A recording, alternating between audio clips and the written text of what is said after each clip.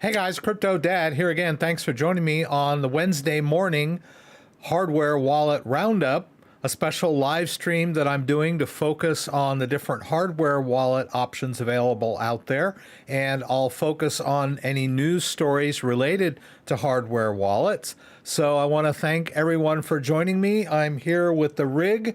I'm hoping that this 9 o'clock a.m. time frame, Eastern Standard Time, will allow some of my viewers that aren't awake or are at work during my Saturday night live stream to kind of catch me live. I'll do my best to answer your questions as well.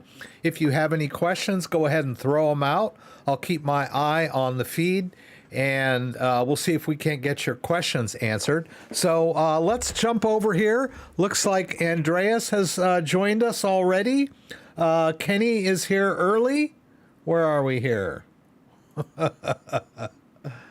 If I still remember how to work this thing. So yeah, Kenny is here. Wonderful to have you this morning, Andreas. Thank you for being here. I think Andreas is over in Europe or Germany, I believe. So I hope this is a convenient time for you. Antho Forever is here. Thank you. It's good to have you guys here. I'm sure more people will filter in as we go along. As I said, I like to focus on hardware wallets here. And so the first thing I'll do is kind of jump over to my side camera.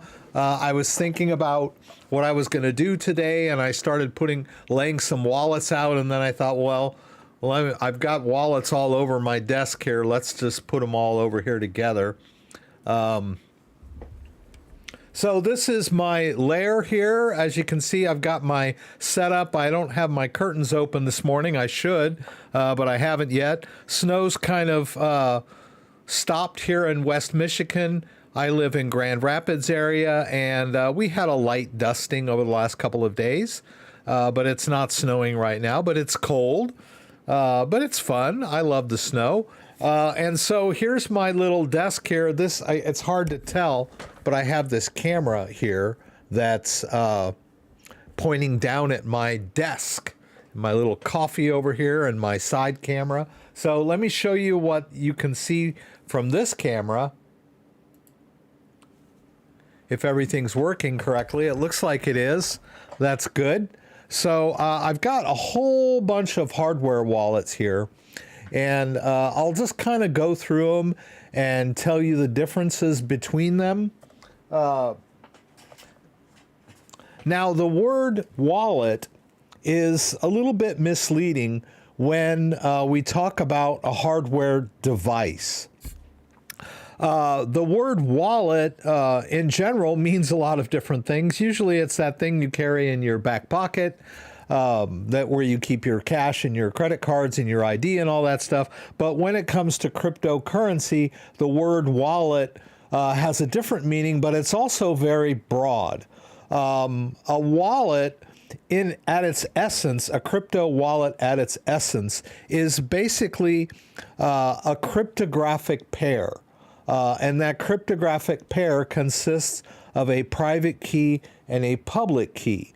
And those are both just really long numbers.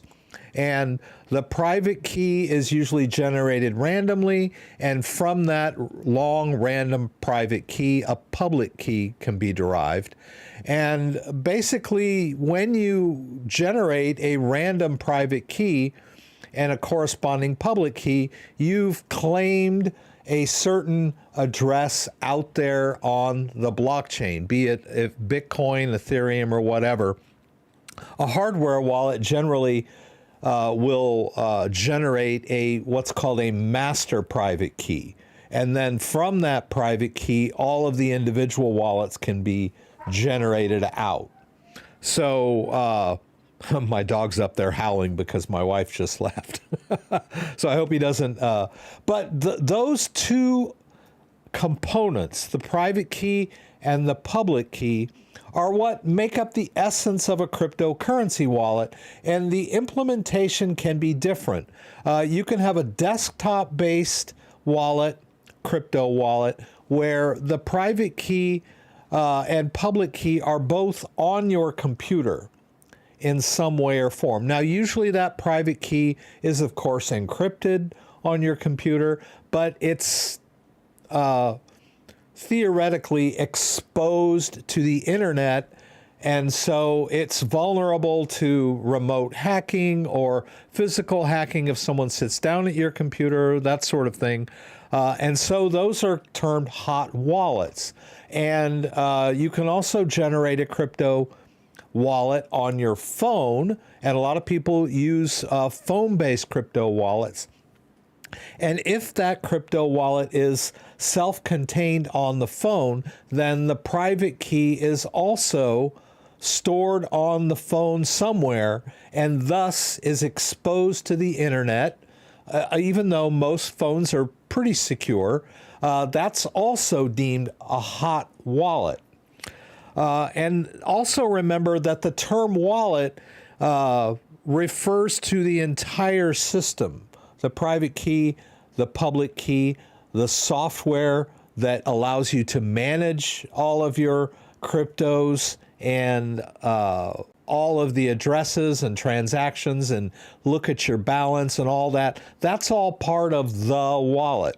Now, when it comes to a hardware wallet like this, you're looking at all these components.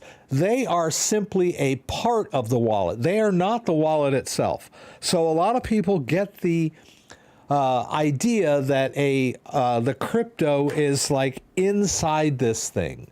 It's not. The only thing that is, the main thing that's inside this device is the private key. We talked about the private key in hot wallets, which are either contained on your computer or on your phone. Well, when you use a hardware wallet, you have a device that's separate from your computer or your phone that holds the private key. And we consider this offline or not exposed to the internet. Now, in practice, that private key has to be accessed somehow to interact with the rest of the wallet, and the rest of the wallet needs to be connected to the internet. So we kind of get into this gray area of, well, is it connected to the internet or is it not connected to the internet? If there's a cable connecting it to my computer, is it safe, and all that kind of stuff. Now, generally, the way a hardware wallet works is a request is sent to the device when you want to make a transaction. The device evaluates it and then allows you to decide whether or not you want to sign this transaction. And it does this by displaying the information of the transaction, usually on a device screen or however it's going to work. And then the user has the option of authorizing the transaction, and that is where the signature happens on the device. After you have authorized the transaction, the device will generate an authorization code that goes out to the rest of the wallet. So the private key is never leaving the device in theory, right? But Ledger has come up with a scheme where you can export your private key or your seed phrase for storage on a cloud server. And now they've muddied the waters. People don't trust Ledger anymore because the idea of a hardware wallet is not to send the private key out from the device. So that's kind of where we stand with that. So I kind of wanted to just go over some of these. I've got a couple of Trezor devices here.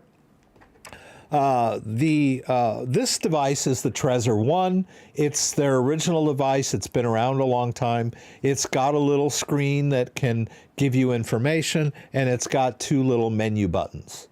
And it's a great device. It works just fine. Trezor is an open source platform, and a lot of people trust Trezor, and they've been around a long time. This is the Trezor T, which is their flagship product, so to speak. This is a touch screen. You can see there's no menu buttons on there. Everything is done on the touch screen. And it's a pretty expensive device, but it's one of my favorites. Now, this is Trezor's new device, which is called the Trezor Safe 3.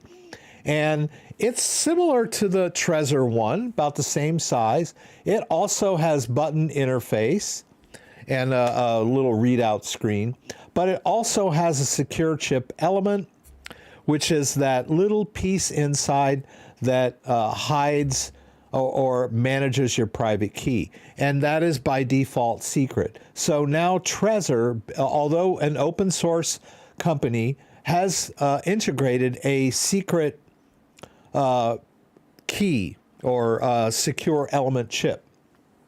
So a lot of people are concerned. They say, oh, it has to be open source, but the secure element chip is by design secret. It's usually a trade secret. But what people expect is firmware and software that interact with this secure element chip to be open source so people can see what it's doing on that level. So we've got that. And then, as I mentioned, I've got the Ledger. This is the Ledger Nano X. It's their flagship product. It's about $150. It supports a large number of cryptos. So it's a very versatile device. It's had a lot of industry support over the years. So a lot of blockchain products have cooperated with Ledger using the Ledger's APIs to write apps for their crypto. So right now, the Ledger supports a lot more cryptos than the Trezor line. Like coming out of focus there. And then the secondary device now is the Ledger Nano S Plus. And even though it's a smaller device, the screen is the same size, and it's got the relative amount of storage that a Ledger Nano X has. So it's a great alternative to spending $150. These are like $79. The only thing that this lacks that the X has is Bluetooth functionality and battery, right? The Ledger Nano X can be carried around. You can use it on battery power with your phone to interact with your crypto. This one has to be plugged in to work, and it has no Bluetooth functionality. But it's a great device. It replaced the Ledger Nano S. I bring up the Ledger Nano S because this was their original device, and it has a very limited amount of storage, although theoretically it supports all of the cryptos that the Ledger line supports, but you can't fit all of your apps on there at the same time. So you basically end up having to shuffle your apps on and off the device in order to manage multiple cryptos. Now, I bring this up because there are a lot of people out there that have Ledger Nano S's that come to me and ask me questions. I had someone on the live stream on Saturday. She said, I can't install the VE Chain app. And the reason why she couldn't was because the device, the storage of the device was full. So I recommend that she move to this device. It's only $10 more, and it has like 4 or 5 times the amount of storage. So this is a great home device to use for managing crypto. Now over here, I've got the Tangem cards. Now Tangem is a relatively new wallet. It's been around a few years, but what they use are NFC cards. The private key is also generated randomly and is stored offline, but their solution to the complexity of crypto is to keep the private key private, never reveal it even to the user. You don't get a backup phrase, and it makes it so much easier to use. The only problem with that is that it totally relies on the cards. You can have 1 extra card or 2 extra cards. They have a set of 3 or a set of 2. And the cards conceivably could all get lost and you would lose all your crypto because there are no other backups. Or the cards could wear out over time. If you're thinking it has a 25-year guarantee, but there's no guarantee that the Tangem company will be around. They talked about that their app is open source and on GitHub, and if they were to go out of business, anyone could look at the code and write their own app, but that's kind of a stretch for a normal user.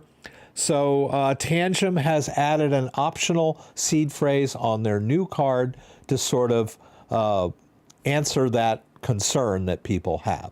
But it's a great, simple solution. We're going to talk about Tangem a little bit because I got a news story for them. And then over here, I have some other options. This is the One Key line. One Key is a great company, open source, and they have similar products to Ledger and Trezor, but they're open source. Now, and then I've got a couple of other items here that are what we call air-gapped.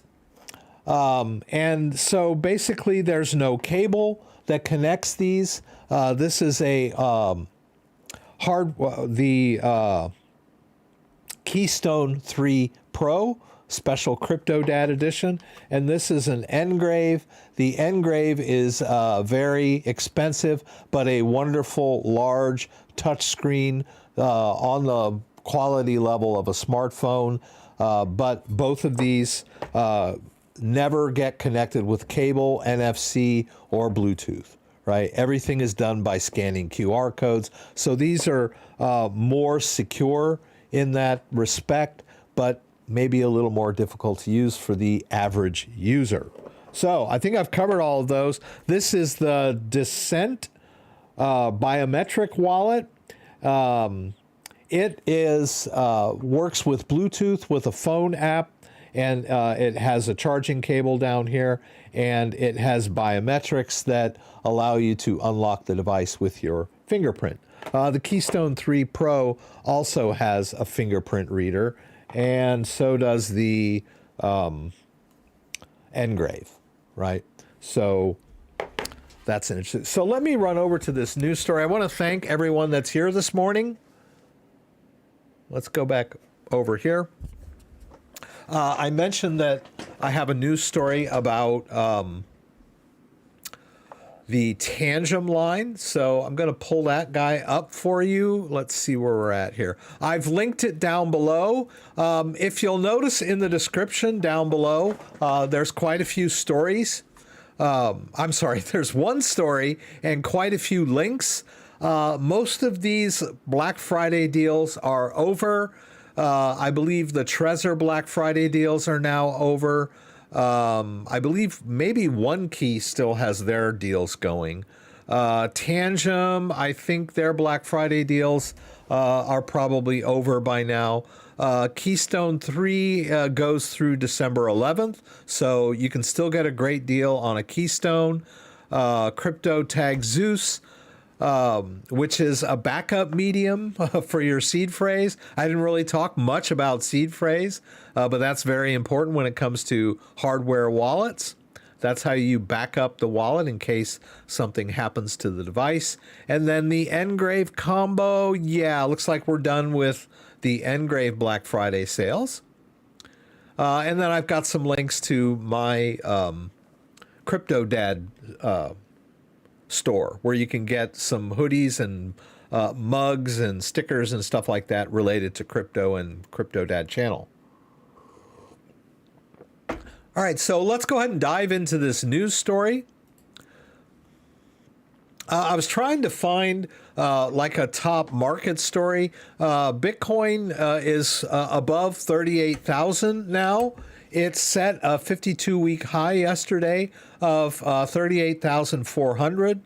So the crypto market's doing pretty good lately. And there's been a lot of news in and out. If you want more in-depth coverage of the market and related crypto news, I would invite you to check out my live stream on Saturday nights. We dive more into those types of news stories on Saturday. But I wanted to cover this story that I just stumbled across on Reddit this morning that's about Tangem. Now, I think that in the first hardware wallet roundup, I had talked about Tangem went to the Cardano summit of 2023. I forget what country it was in. They probably talk about it here, Dubai. And they announced their Tangem rings. So it's not a big step. When you think about a Tangem device, the Tangem device is a card with an NFC chip on it, and it's pretty simple. Basically, it just generates a private key. And then you interface with their app with it. It also incorporates a tiny little antenna that allows it, to receive and send requests and authorization. Once again, the private key never leaves the device. But such a simple interface like a card and such a small interface lends itself to other things like a ring, where they can incorporate the little chip that holds the private key and the little antenna to interface with your phone in the form of a ring rather than a card, and that's pretty cool. But this story brings up a thing called Tangem Pay that I had not heard about. Apparently, Tangem is partnering with Visa to allow people to actually use their Tangem card to make purchases wherever Visa is accepted. And that's pretty cool.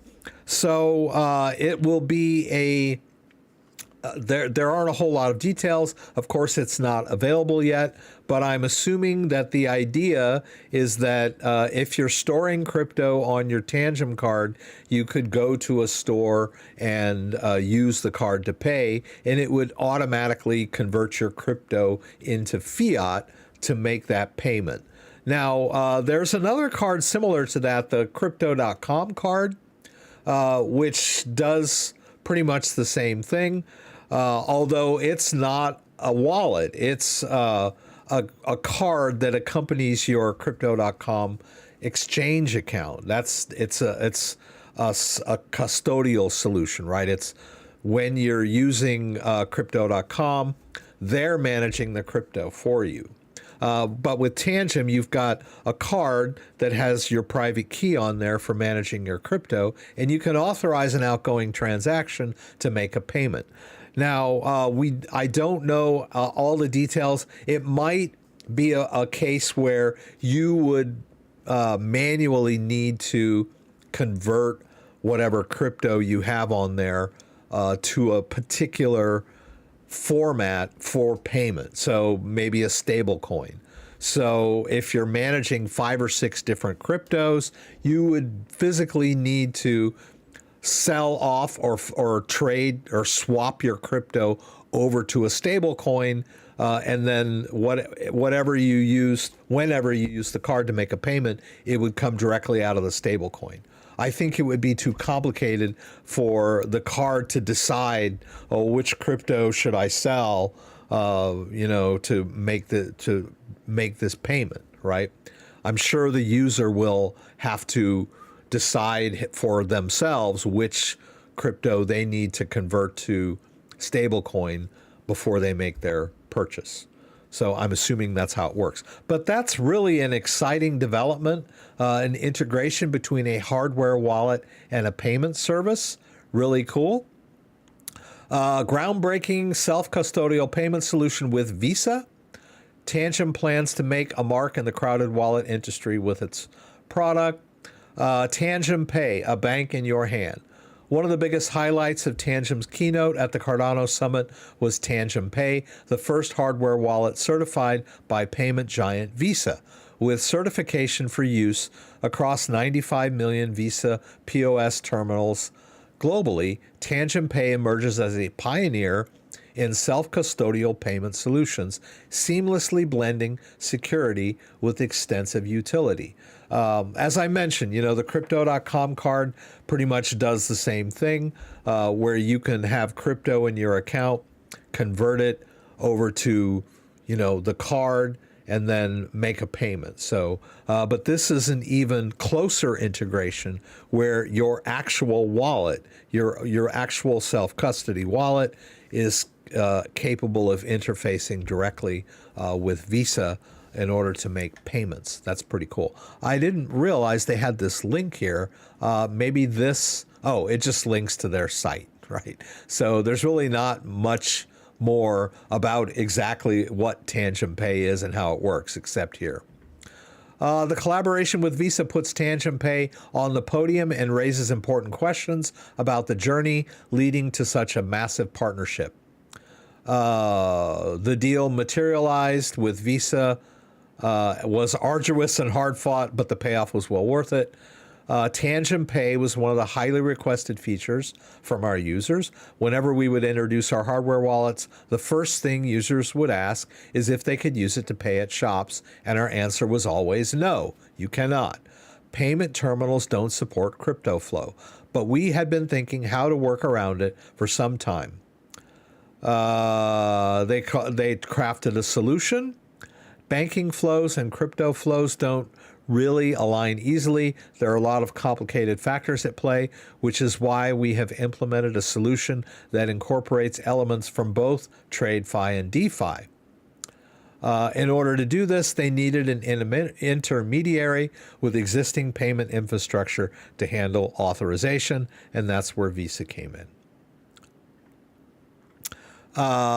When user initiates a transaction at a terminal using Tangem Pay, Visa validates the transaction data and supplies it to the smart contract. The smart contract then cross-verifies the authorization data and approves the transaction. So that's pretty amazing. We'll see how this gets implemented and how long it's going to take. Hey, Dan is here. Good to have Dan here so early this morning here in West Michigan. Let me get caught up with the chat. What are the capacity limits of various wallets? Because I bought too many different coins on a cent exchange when I wanted to create the corresponding accounts on my ledger, it would not let me. Okay, so I talked a little earlier about the difference between the Ledger Nano S and the Ledger Nano X and the Ledger Nano S Plus. Let me go ahead and connect. I'll go ahead and connect my Ledger Nano S.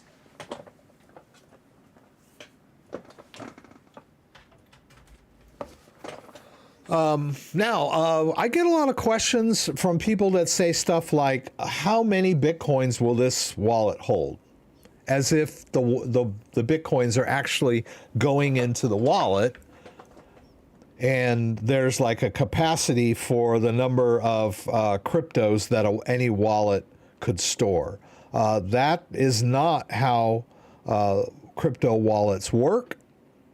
The crypto is stored on the blockchain, and the wallet is just the key that the hardware device is just the key that manages the wallets, right? It's the part of the wallet that authorizes.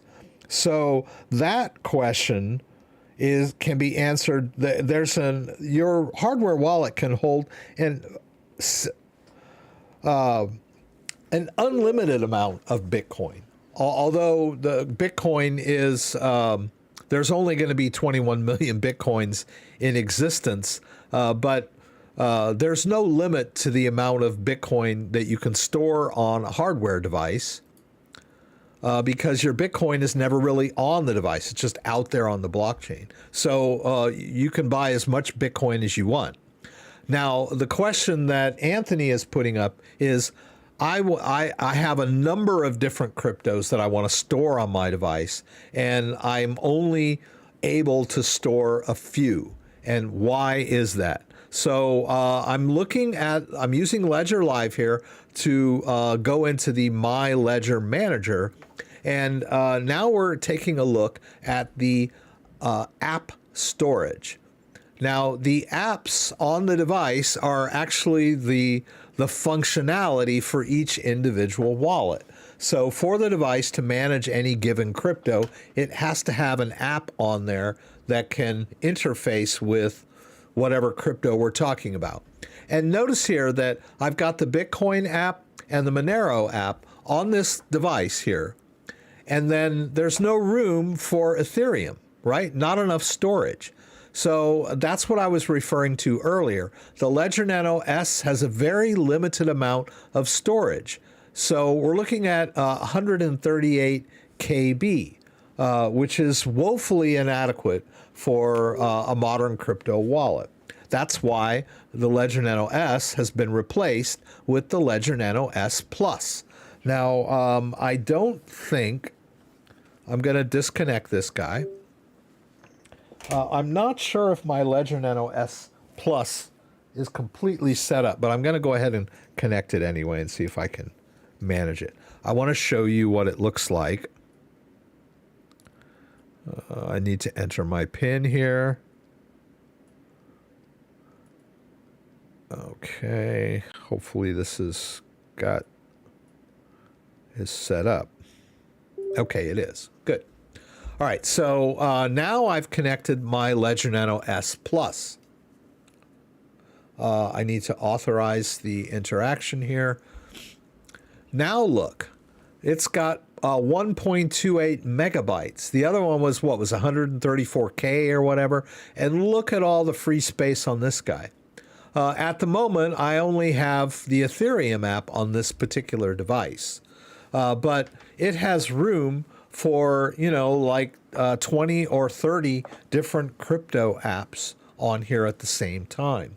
So that's why you should, if you have a Ledger Nano S, I would highly recommend that you spend an extra 79 bucks and go ahead and update to a Ledger Nano S Plus so that you have more room for multiple crypto apps that you can manage on the device.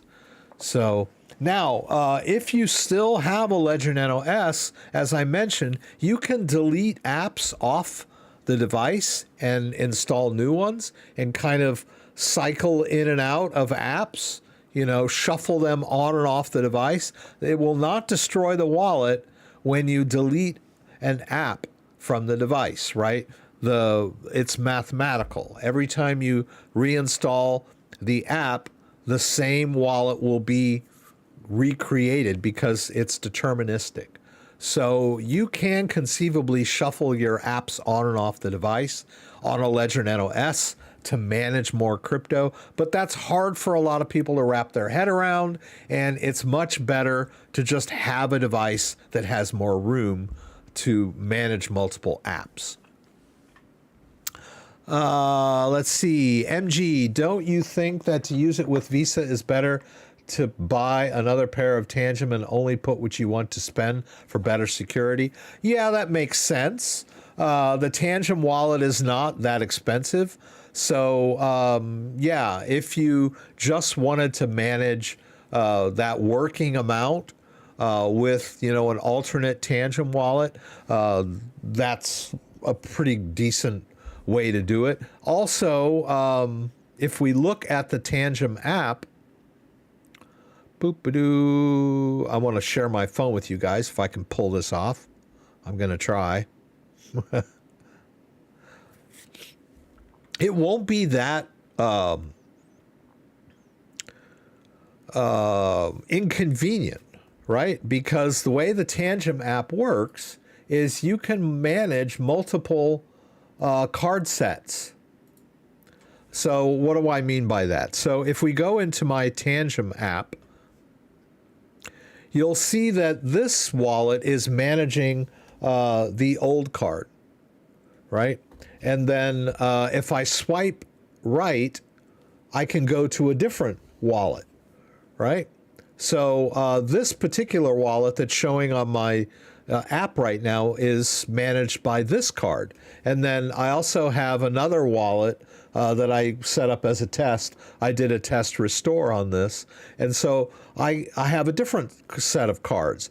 So you could use the same app and just use the different cards. So if you decided, okay, I want to store the bulk of my cards on, you know, this card set, but then I'm only going to use this card set for my Visa stuff. It's real easy to transfer, right? I can just go over here, do a receive, grab that address, and then swipe back to the other wallet, and then do a send, and just paste in the address if I wanted to transfer crypto back and forth between the cards. So you could have one card for your long-term storage and another card for your day-to-day spending needs if you want to do it that way. But I think the idea there is that you probably wouldn't want to store all of your long-term crypto on the Tangem card.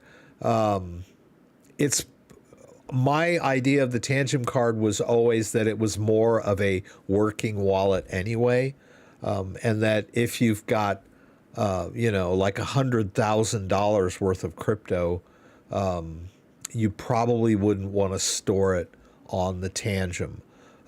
Because it's a mobile wallet, you could be out and about, have the card with you. You're a little bit vulnerable to the hardware, the $5 wrench attack, which just means someone could threaten you. So it's better maybe to store long-term crypto on the kind of hardware wallet that you keep at home, you don't carry around in public, just general security concerns. Right? It's entirely possible to store hundreds of thousands of dollars on the Tangem wallet. It's a great wallet. It's highly secure. But as I mentioned, due to the way that it works, something that you're going to be walking around with may not be a great idea to have like your go-to long-term crypto stored on that wallet. In addition, if you've got the Tangem card and you're not using a seed phrase, it has the drawbacks of, the card could wear out. You could lose both of your cards or all three of your cards. There's some drawbacks to using the Tangem without the seed phrase. And but if you use the seed phrase card and you don't have to worry about getting your card lost or damaged or stolen or all three of them in that sense, it's a little more robust solution, but it still kind of suffers from that security issue of, you're walking around with it. So I wouldn't want to put all of my money in my back pocket, right? Just, and that brings up the case that every crypto wallet has different use cases, right? Not every crypto wallet is appropriate for every need. You've got wallets that are really secure and difficult to use, which a brand new user could actually lose crypto because they can't figure out how to use the wallet right. So there's never really, a one key solution for every single user. And there's no need to limit yourself to one wallet either. I could use a Ledger for long-term or a Trezor for long-term and a Tangem for my go-to stuff, right? Or you could have more than one Ledger.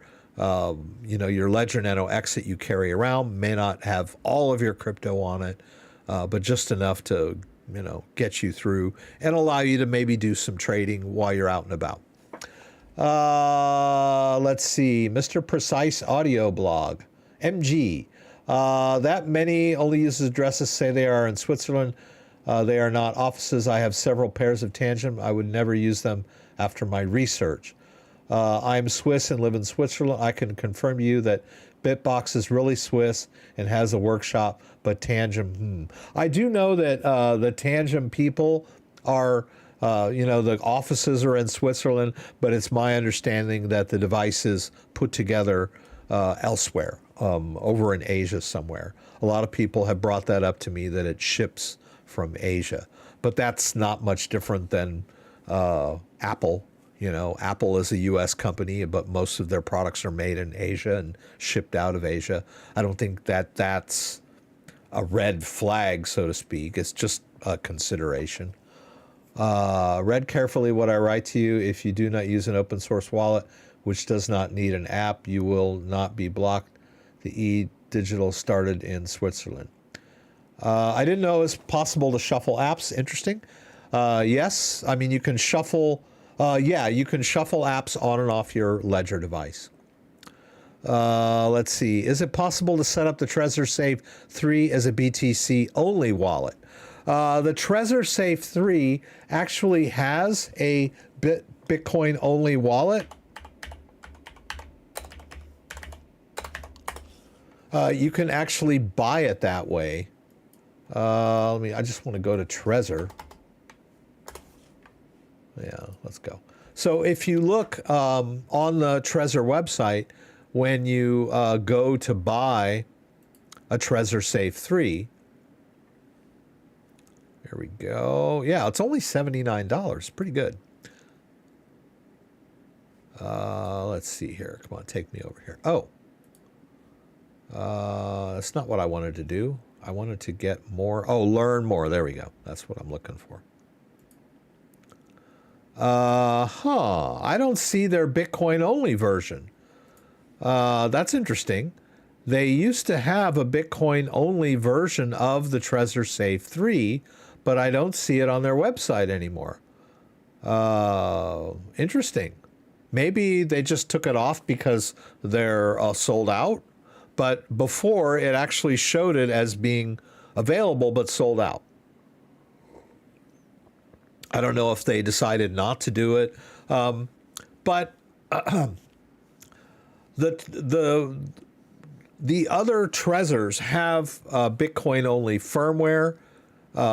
So you could set up a Ledger, a Trezor T or a Trezor 1 as Bitcoin only by using the Bitcoin only firmware.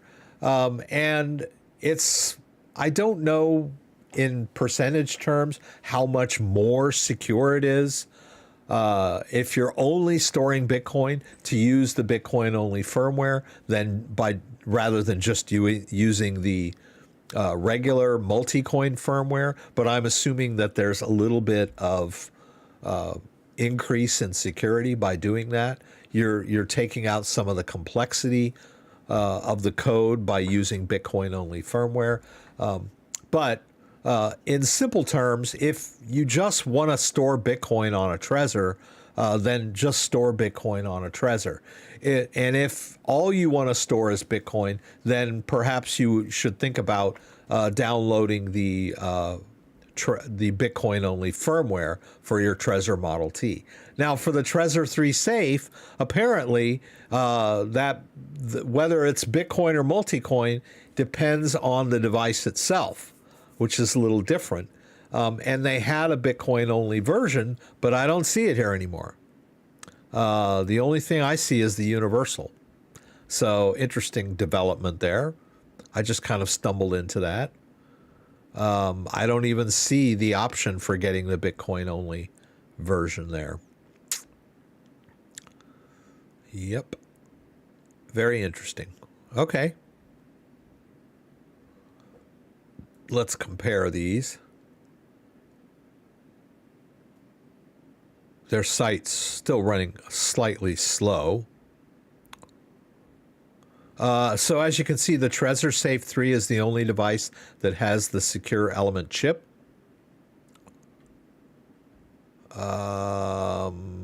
Here we go. Bitcoin only firmware, Bitcoin only wallet. Okay, here we go.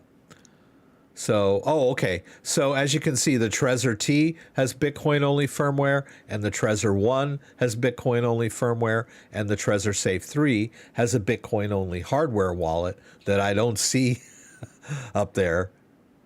Yeah, see, it takes me right back here, and they don't have the option for getting the Bitcoin only Trezor Safe 3 wallet. Interesting. Oh, wait. No? Okay. I don't see it. Yeah, I don't know what's going on with that. Let's go back to this. Interesting that, they have, they say it explicitly right here that the Trezor Safe 3 has a Bitcoin only hardware wallet, but when you go over there, they don't have it for sale. So I don't know what's going on there.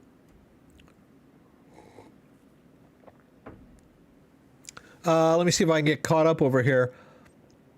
Andreas, For Ledger, it seems to be a good idea to carry out your own hardware wallet around if you follow their last marketing cooperation with the cap for the Ledger storage on it. Yeah. Whether or not, I really, I don't, I've been using crypto wallets for years now, and it's very seldom that I have a need to actually use or move crypto around on the go. I mean, some people might, but I've found that over time, the vast majority of my crypto management takes place here, at my computer. Now, everyone's different. A lot of people, there's a huge majority. I might even call it's a majority of people in the world that don't have access to computers. Here in the Western world, it's not that big of a deal to own a computer, but there's people in Africa and Asia and India that can't afford a computer. And the only internet that they have is their smartphone. And if they want to use crypto, they need a phone-only solution. And the Ledger Nano X has that Bluetooth. The Descent wallet has that Bluetooth. A lot of the wallets, even the Air Gap wallets, will interface with a phone. But I don't know that you really have a need to be carting all your crypto around with you everywhere you go. It would make more sense if you've got a phone-based solution to basically leave the private key at home, unless you, for some reason, you really need it when you're out and about. It seems like if you're going to go buy something at the store, you can do your crypto transfer and consolidation in the privacy of your own home, rather than being out at a coffee shop. Also, the case could be made for people that are traders and they want to buy crypto at a moment's notice, whether they're on the go or traveling or whatever. And so they've got an app on their phone for purchasing crypto, and then they immediately store it on their device. Or they see an opportunity to sell their crypto. And so they can immediately transfer it off their wallet to an exchange to make a trade. That might be a use case for having access to your crypto wherever you happen to be, depending on your habits, right? You might be traveling a lot, so you need that.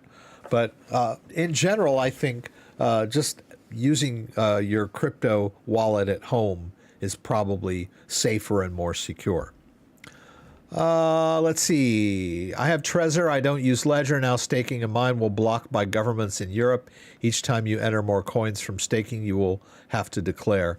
Yeah, there's a lot of regulations coming out. It is getting more difficult not only to purchase crypto without identification, but also to manage your crypto without it being taxed or regulated by the government.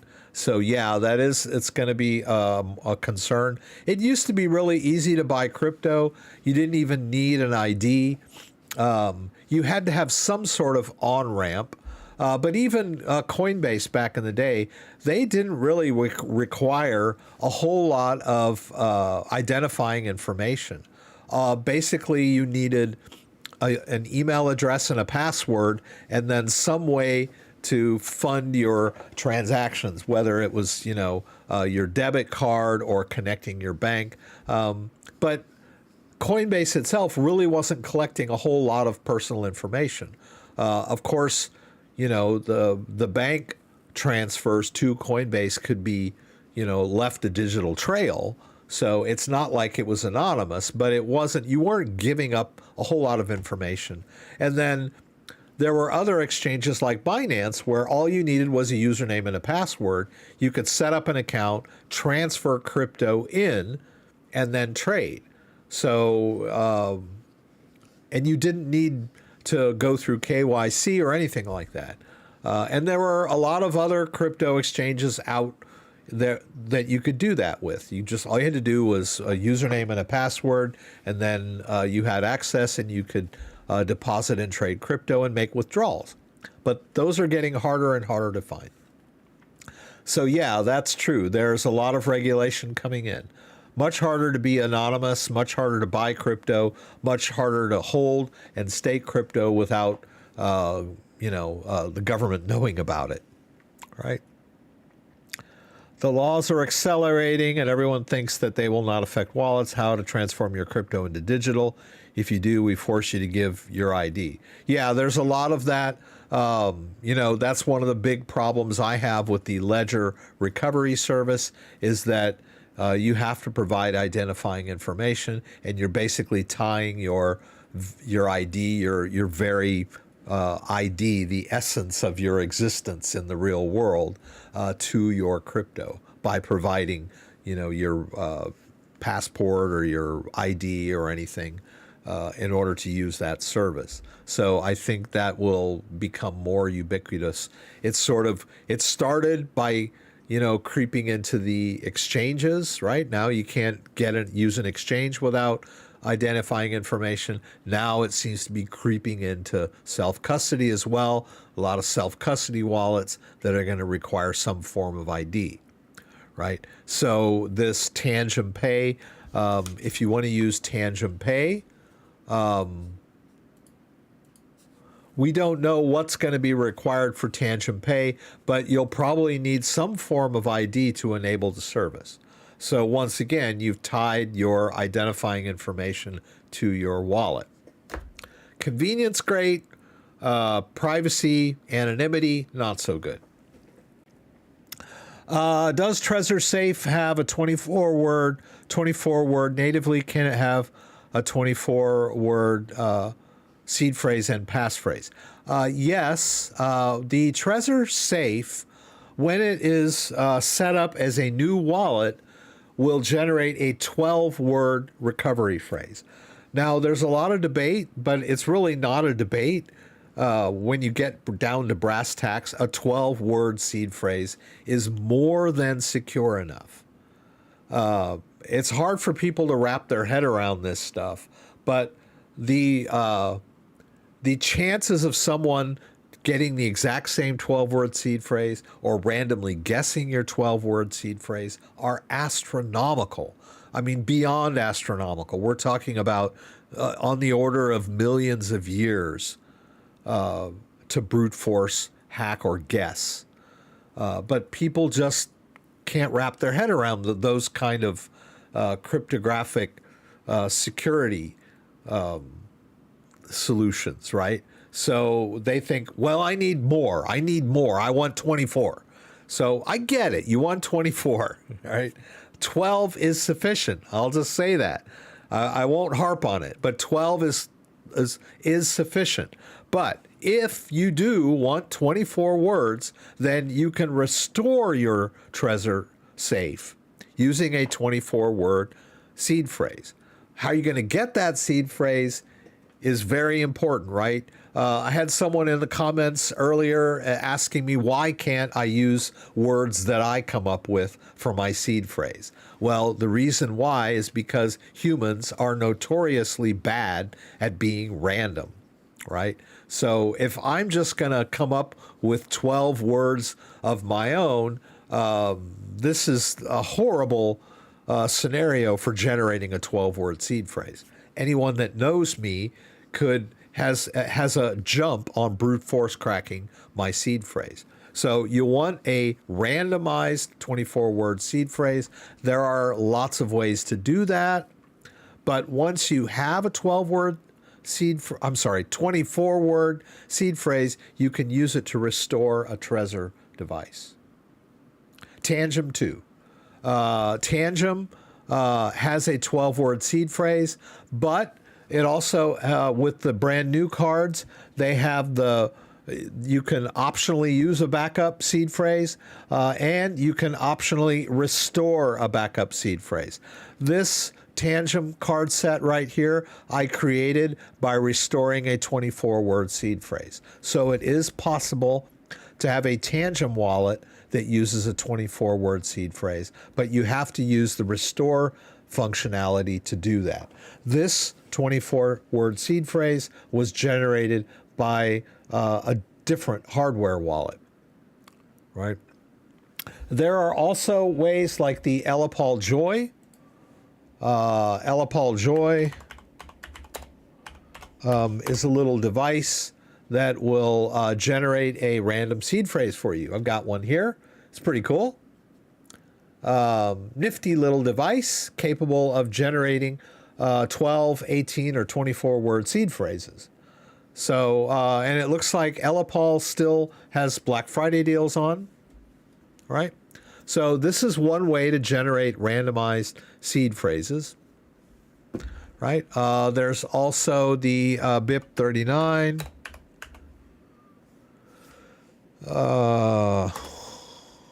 Let's see this thing. This is an online way of generating seed phrases. You wouldn't want to do this while you're connected to the internet, but it can generate a random seed phrase for you. And you can, go to this website and then disconnect your computer from the internet. I don't know how random this generator is, but it's possible, right? So, and you have to be careful with stuff like this, right? As I said, you're much better off just using the 12-word seed phrase that it comes with, right? More safe and secure, more random. This whole idea of, I have to be uber secure has caused a lot of people to lose their crypto because they're pushing it beyond their own capabilities. They're like, I need more. So they run out and they get the most secure wallet in existence. They get it home. Somehow they manage to get their crypto in there, and then they can't figure out what they did. They lose access to their crypto because they did some sort of crazy scheme where they wrote down their seed phrases in different pages of different books that they hid in different places of their house, and then they forgot what they did, and they lost access to their crypto. So guys, please, don't reinvent the wheel. That's an axiom in computer programming. You don't need to push security beyond your own. There are plenty of smart people out there that have already figured this out. You don't need to push it beyond what it needs to be in order to increase security. You're playing with fire. I've seen lots of people come to me because they lost their crypto because they couldn't figure out what they did, or they lost their seed phrase, or they lost their password, they couldn't remember their passphrase. So guys, please keep it simple, right? Most hardware wallets are safe and secure to use as designed, right? You don't need to go above and beyond and then get yourself in hot water.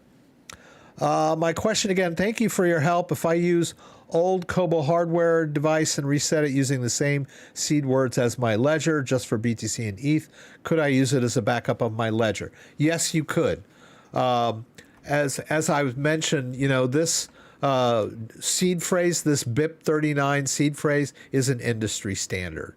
I've done this before. What wallets support BIP39? So there's a lot of different wallets that support the BIP39 protocol, right? And they're somewhat interchangeable, not always perfect, right? Because there's also a thing called the derivation path, and Ledger and Trezor do not use the exact same derivation path. So there's a little bit of disconnect if you were to use a Ledger seed phrase to restore a Trezor device. If you were using more than one Ethereum wallet, it's not going to come out on your Trezor correctly, at least not in Trezor Suite. There are ways around this, but you have to be careful when you're going between wallets like that. But in theory, if you have a 24-word seed phrase on a ledger and you would like to restore that to an old Kobo wallet for just your Bitcoin and your Ethereum, that is a valid way to create a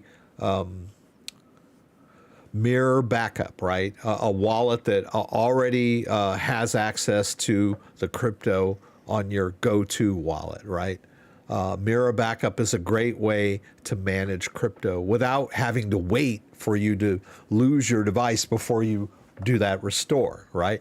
Do a preemptive restore on a backup device so that if something happens to your go-to device, you can hit the ground running. You've already got another device set up and ready to go. Scott Lee is here early. Good to have Scott here this morning. Aloha, aloha. I want to thank Dan and Kenny and Scott, my regular Saturday night viewers, for being here early, keep me company, and give me some moral support. It will be worse for the USA. The banks have no more money. Imagine the French do not have the right to their own money, as they only want 1,000 euros per week, I believe. Yeah, financial regulations are getting stricter. Scott Lee. Arculus, please. Don't see my Arculus wallet laying around here. I don't know what I did with it. I probably stuck it in my box. Arculus is a decent solution. On par with the Tangem card. It's very similar to Tangem, the way that it works. Let's see here. It originally had a seed phrase backup option, and so you could restore with a seed phrase. $100, not bad. Decent option on par with Tangem, kind of a competitor with Tangem. It looks like Tangem maybe is doing trying to push the envelope with their Tangem Pay and their Ring or whatever. But Arculus has been around a while. I've reviewed their wallet. It works great. There are no, it's completely offline. There was a firmware update that they pushed out, and basically all you had to do was go to their website and claim it. By virtue of the fact that you had one of their devices, you could claim the upgraded card. In other words, they did the firmware update. They just had a better card, and they gave it to you for free. So Arculus is a great company too. Maybe slightly more expensive, but another good solution. But like I said, when you have a card like this, you're just carrying it around out and about. Maybe not quite as secure as something that you always keep at home, right? The Tangem card and the Arculus card better fit for working crypto that not your mother load, but just enough to maybe make a trade or two or make a purchase or two, right? Different use cases for different wallet. There is no one best crypto wallet out there. You always have to evaluate your needs, your use case, and your abilities too. Don't try to get a card that's beyond your ability to use just because you think it's more secure, right? I think I've harped on this already. You could end up losing your crypto by trying to be so secure that you end up losing your crypto for some mistake. Let's see. Yeah, I think MG is talking about having to justify, what you're going to spend your money on or something like that. And in order to make a certain amount withdraw from a bank in Europe. And I think someone in the live stream on Saturday had mentioned that, well, I think it was either JDO or Kenny that was withdrawing cash, and the bank wanted to know why. I think it was Kenny, and he said, I'm going to Las Vegas to party with Hunter Biden, and then they shut up. But yeah, I mean, it's getting to where they're like, they want to know. They talk about it being, they're trying to prevent money laundering and, drug dealers and terrorists and all that stuff. But really, The other side of that coin is it's a system of control on a normal everyday person. You know, I'm a normal everyday person. I'm not a money launderer. I'm not a terrorist. I'm not a drug dealer, but somehow my life is being regulated and ruled by all these so-called rules created to protect me against drug dealers and money launderers and terrorists. And all of a sudden, you know, I have to justify everything I'm doing. I have to, you know, if I withdraw over $10,000 from my bank in cash, I get red flagged, you know, that kind of stuff. So there's two sides to every coin. Let's see. Trezor 1 doesn't have device verification, so it's very terrifying to work with. I think we had talked about that the Trezor line, the Trezor Safe 3 is the very first device that has the secure element chip, which makes it able to do a authenticity or integrity check online. This is very important. Before that, the Trezor products relied on tamper-proof packaging, which is not foolproof. So when you received a Trezor 1 or even a Trezor T, there was tamper-proof packaging, which, you know, was supposed to keep you, you know, in your mind, assured that the device had not been tampered with, but you didn't really know. But this device, you could buy this off the back of a truck. You could buy this one used, and it has that internal integrity check that verifies its authenticity online when you connect to the Trezor servers. And so you could do a full reset and use the wallet without having to worry about it, right? Because of that integrity check, right? It verifies the firmware and everything else to make sure that it has not been tampered with. But I should also point out, a lot of people bring that up. Oh, my device has been tampered with. It's a very, very, very small attack surface.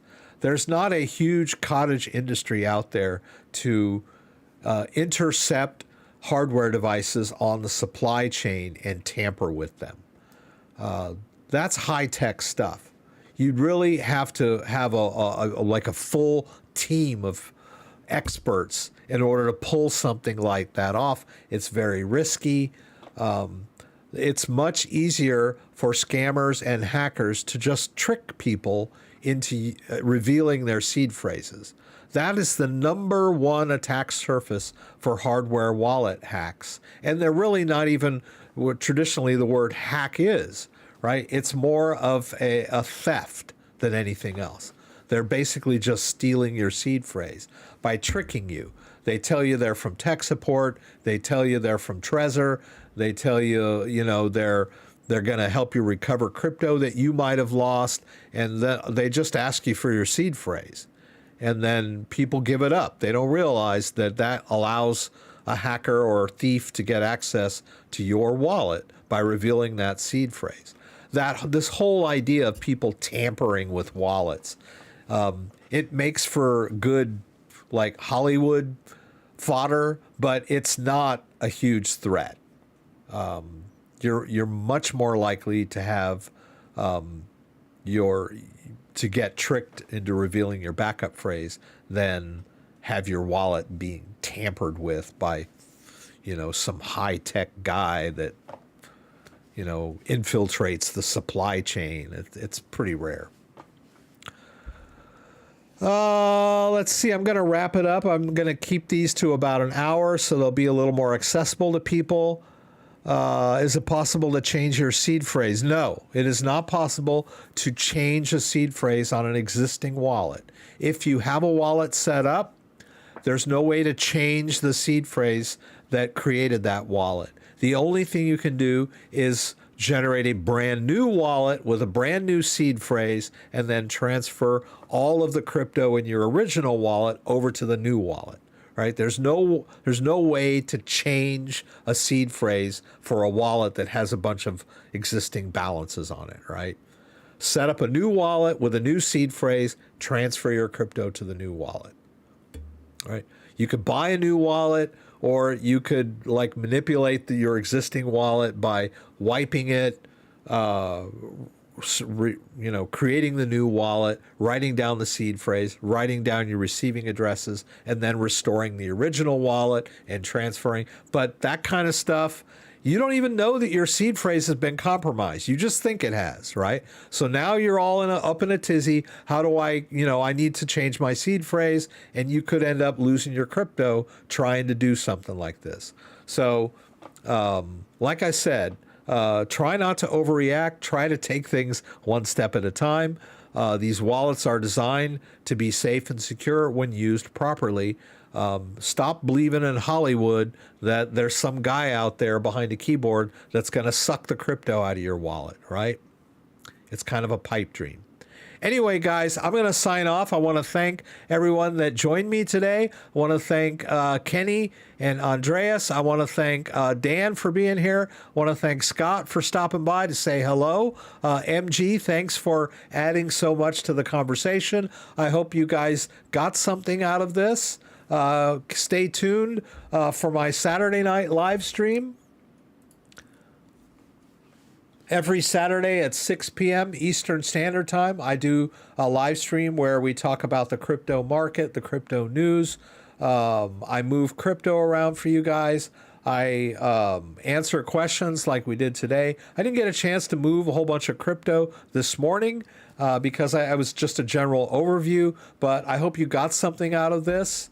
And if you want to subscribe to the channel, I do a lot of tutorials and setups for various hardware wallets and various scenarios of moving crypto, setting up new wallets, restoring wallets, managing wallets, connecting to third-party apps. Check out my YouTube channel. I've got over 800 videos, coming up on 900.